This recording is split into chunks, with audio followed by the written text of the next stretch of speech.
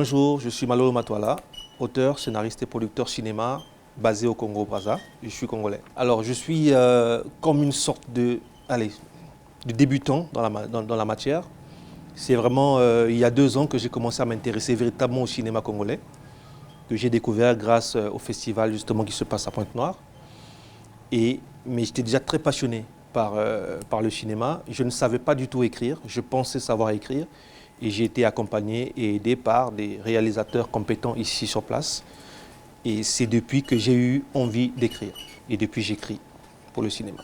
Alors, c'est vrai que je suis resté une 12aine d'années en Afrique de l'Ouest. Je ne savais absolument pas qu'il y avait vraiment un cinéma au Congo.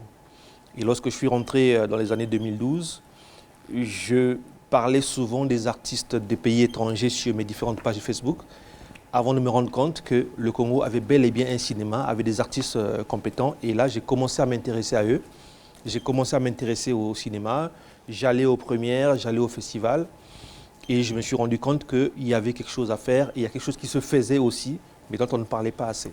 Alors, ma filmographie, elle est vraiment vierge parce que In Extremis, c'est vraiment mon tout premier bébé, mon premier produit. Mais ce n'est pas le premier que j'ai commencé à écrire. Celui-là, il m'est venu alors que j'écrivais déjà un autre projet, mais il m'est venu avec une telle force qu'il fallait que je commence et que je termine avec celui-là.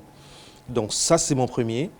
Et n'empêche que dans ma gibecière, il y a un long métrage et une série télé qui se préparent. Mais comme vous le savez, dans ce milieu, on n'a jamais fini d'écrire tant qu'on n'a pas tourné. Alors, In Extremis, justement, comme le mot l'indique, In Extremis, qui veut dire de justesse. Donc ça parle d'un événement qui est empêché ou qui arrive, mais de justesse avant quelque chose de plus grave. Et donc c'est un film avec du suspense. On pense aller dans un certain sens, mais c'est après qu'on se rend compte qu'il fallait plutôt regarder ailleurs. Allô, monsieur? Excusez-moi, mademoiselle, mais je crains qu'il y ait erreur sur la personne. Qui était-ce? Je m'appelle Sam. Et vous? Je ne sais même pas avec qui je viens de parler. À elle, je n'ai rien fait. Sa conscience en chargera. Lui, par contre, n'a pas eu autant de chance.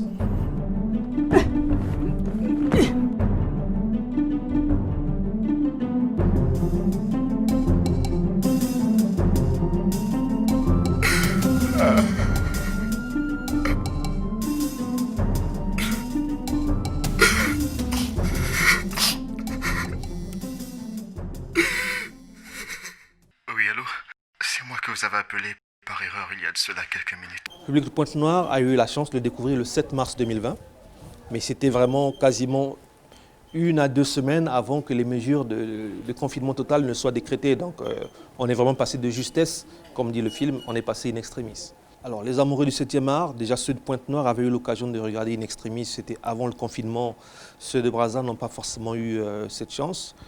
Mais en tout cas, le mot que je peux dire, c'est qu'In Extremis, c'est un film très très intéressant, avec beaucoup de suspense, qui valorise également le Congo.